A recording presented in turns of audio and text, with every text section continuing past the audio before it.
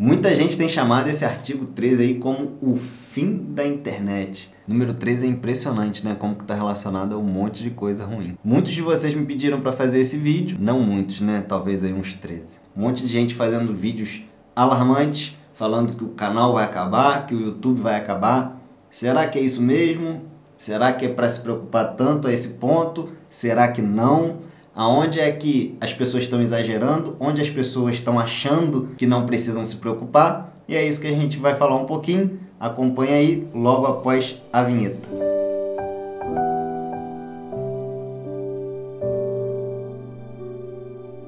Você lembra do Zagalo, o velho lobo? Tudo para ele era o número 13? Era o número da sorte dele? Pois então, diferente dele, a maioria das pessoas não considera o número 13 como boa coisa. Sexta-feira 13, as companhias aéreas, algumas delas, não colocam a 13ª fileira, um partido político que todo mundo gosta. Existem prédios, por incrível que pareça, que pulam a contagem dos andares para que não exista o 13º. Esse número 13 normalmente não está associado a coisa boa não, né? Se você parar para pensar, vamos lá, se você fosse comprar um apartamento ou fosse comprar um escritório, qual era o último andar que você ia pensar em comprar um imóvel? A não ser que seja 13 milhões, aí não tem problema nenhum. Você gasta lá €1 e acabou, né? E o Parlamento Europeu está realizando uma reforma dos direitos autorais, das diretrizes dos direitos autorais na internet. E um dos artigos que está causando muita polêmica é o artigo 13, que é o que a gente vai falar aqui no vídeo rapidinho. Vou dar a minha opinião sobre ele. Tudo na vida tem dois lados. Eu sempre falo isso aqui em casa. A gente sempre ouve as histórias, sempre ouve a opinião das pessoas. E eu sempre estou falando isso no meu dia a dia. Toda história, tudo tem dois lados. No mínimo, dois lados. E todo mundo tem os seus próprios interesses em todas essas coisas. Nessa questão que trata aí o artigo 13, eu vejo dois lados, pelo menos. Se você der uma pesquisa rapidinha sobre esse assunto, você vai ver que claramente, de um lado, estão as grandes emissoras, os grandes jornais, todos aqueles meios de comunicação mais tradicionais, aqueles que não são tão online assim. Vamos dizer que são os meios de comunicação offline. E como todo mundo sabe, os políticos, os lobistas, tudo que é relacionado ao setor público, ao governo, já tem um histórico muito antigo com todos esses meios de comunicação, tem uma relação ali, talvez até íntima demais. E isso ao longo da história foi dando muito poder a esses meios de comunicação, porque no fim das contas, você é muito induzido pelo aquilo que você vê. Você está vendo aqui o meu vídeo, eu estou te dando a minha opinião. De uma forma ou de outra, você vai ser influenciado por essa opinião, mesmo que seja um pouquinho. Tudo que você assiste te influencia. E isso dá muito poder a esses meios de comunicação quando se trata de divulgar e de dar material, produzir material de acordo com a vontade política de algumas pessoas. E do outro lado, claro, são as plataformas digitais, as plataformas de comunicação online. E aí, no nosso caso, o que mais interessa aqui pra gente, tanto aí o Google quanto o YouTube, tá? É o que a gente mais vai se focar aqui nesse vídeo. E pro YouTube ou pra Google, o que mais interessa, como qualquer empresa privada no mundo, é o dinheiro, é o lucro. Toda empresa, o objetivo número 1 é lucro. E para você ter o maior lucro possível, você precisa de o mínimo de custos e o máximo de faturamento. E não é a primeira vez que a Google ou o YouTube tem um grande problema aqui com a União Europeia. Recentemente a Google foi multada aqui pela União Europeia em 4,3 bilhões de euros. Bilhões de euros, uma multa. E no meio dessa briga toda, quem é que sobra?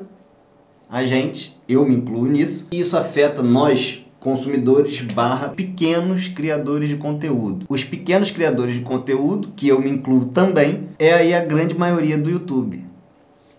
Para quem cria vídeos e posta aqui com regularidade no YouTube, isso já é sabido, que existe aí um controle de direitos autorais, já existe. Se eu pegar uma música e colocar aqui nesse vídeo, o sistema do YouTube, da Google, ele já detecta esse conteúdo como um conteúdo que tem direitos autorais, e começa a cobrar do meu vídeo direitos autorais. Ou seja, tudo aquilo que esse vídeo fizer de receita vai direto para o detentor de direitos autorais.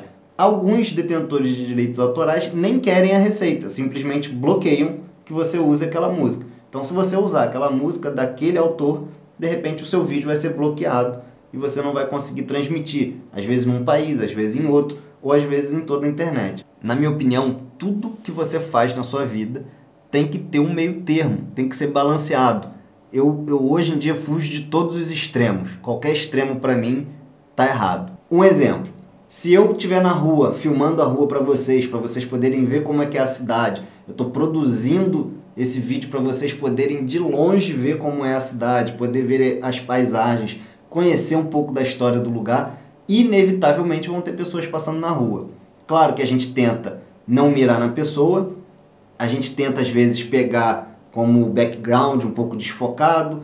Tem vezes que eu paro para gravar na rua e me preocupo, coloco numa posição em que as pessoas estejam passando lateralmente por trás, para não pegar lá de frente. Vamos supor, isso aqui que eu tenho ali na minha estante é uma imagem do Michael Jackson. Eu peguei isso aqui no Google Imagens, foi uma pessoa que desenvolveu essa arte para uma camisa.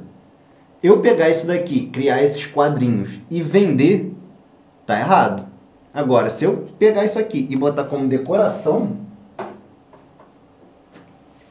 aqui na minha estante, isso tá errado? Ah, Lucas, mas você vai ganhar dinheiro com o vídeo que você está fazendo e isso está no fundo do seu vídeo. Mas eu não estou fazendo um vídeo sobre a imagem. O principal do meu conteúdo não é a imagem, ela está ali de forma secundária, como ilustrando um cenário. Entende isso? Às vezes eu posso ter uma imagem aqui no background do vídeo que, sem eu nem saber, possa ter direito autoral. E está aqui no vídeo. E o grande problema do artigo 13 é que ele transmite essa responsabilidade para a plataforma e não para mim como criador. Então, se eu pego aqui e te mostro essa lente, a Canon vai reclamar direto ao YouTube. Ela não vai reclamar comigo. Só que no meu vídeo, que sou um canal assim, ó, piquititinho, só que no meu vídeo eu já consigo de cara ver um monte de coisas ali que poderia cair nessa restrição de direitos autorais. É muito provável que 99% dos conteúdos que tem aqui no YouTube caiam nessa questão dos direitos autorais. Mas isso tudo que eu estou falando são detalhes e que são os que menos importam. O que o mais importa mesmo é muito simples. Para controlar tudo isso que a gente está falando, todos esses detalhes que a gente está falando e um monte de gente está falando e um monte de canal, quem vai ter que controlar é a plataforma. Para a plataforma conseguir criar esse controle, para conseguir desenvolver uma forma de filtrar isso tudo, tem que ser uma filtragem ativa. Tem que ter pessoas caçando frases, tem que ter pessoas caçando imagens. Você já imaginou no banco de dados da Google a quantidade de imagens que tem?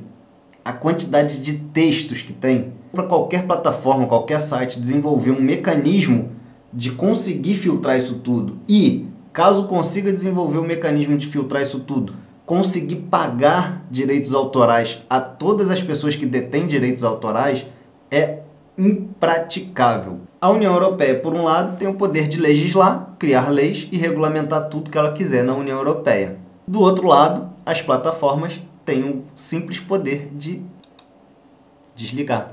E aí é que está o grande problema pra gente. Você pode ter um canal e falar assim, eu não vou mostrar nada que tem direitos autorais, eu não mostro nada que tem direitos autorais, eu não tenho medo disso, não vai mudar nada na minha vida. A CEO do YouTube já falou que vai ser impraticável conseguirem cumprir o que o artigo 13 manda, já disse que de duas uma, ou ela vai cortar os uploads de vídeos só para grandes criadores, só para alguns criadores, ou vai ter que simplesmente sair da União Europeia. Como é que isso não vai te afetar? Me diz como é que o seu canal, como é que você, o consumidor, você que está assistindo esse vídeo, como é que você não vai ser afetado? Ah, mas 75% das pessoas que me seguem são do Brasil, isso não vai afetar. Claro que vai afetar, você só consegue assistir o vídeo daí se eu postar daqui. Então, meus amigos, o grande problema não é toda essa discussão até agora, do que pode postar, o que não pode postar. O grande problema é aonde postar. Se você posta hoje vídeo no YouTube, você pode daqui a pouco fazer um vídeo de fundo branco, sem nada, pelado, falando coisas que você mesmo criou conteúdo. E mesmo assim, você não vai ter onde postar. No mundo com YouTube e só grandes corporações, É esse tipo de vídeo que você assiste? É esse tipo de canal que você segue? Então isso vai afetar diretamente você como visualizador, como consumidor desse conteúdo. E num cenário mais extremo, onde que o YouTube deixaria de funcionar aqui na União Europeia, por não conseguir cumprir as exigências desse artigo 13, como é que isso não te afetaria? O que você iria assistir aqui na internet? Como é que você viveria aqui sem mim? Então, resumindo aqui o coreto, todo mundo vai ser afetado. Todo mundo que utiliza e todo mundo que publica nessas grandes plataformas. Todos nós vamos ser afetados. E a gente não está falando de uma coisa que talvez aconteça. A gente está falando de uma coisa que já está acontecendo. Já foi aprovado, mas eu não estou aqui para fazer alarde nenhum. Isso tudo vai ser discutido por um bom tempo ainda. E a única forma disso, talvez, recuar um pouquinho, é a gente se mobilizando e a gente fazendo a nossa parte. E como eu disse, tudo na vida tem dois lados e cada um tem os seus interesses. O seu interesse, eu acredito que seja poder acessar os conteúdos que você gosta, e o meu interesse é também acessar os conteúdos que eu gosto e continuar produzindo aqui os conteúdos do jeito que eu faço. E se alguém quiser inventar uma lei que vai afetar isso, eu sei exatamente de que lado que eu vou estar. Você sabe? Save your internet. Então não deixe de se manifestar, não deixe de dar a sua opinião, comenta aqui à vontade, claro, respeitando a todo mundo, inclusive a mim, e a gente se vê no próximo vídeo. Tchau!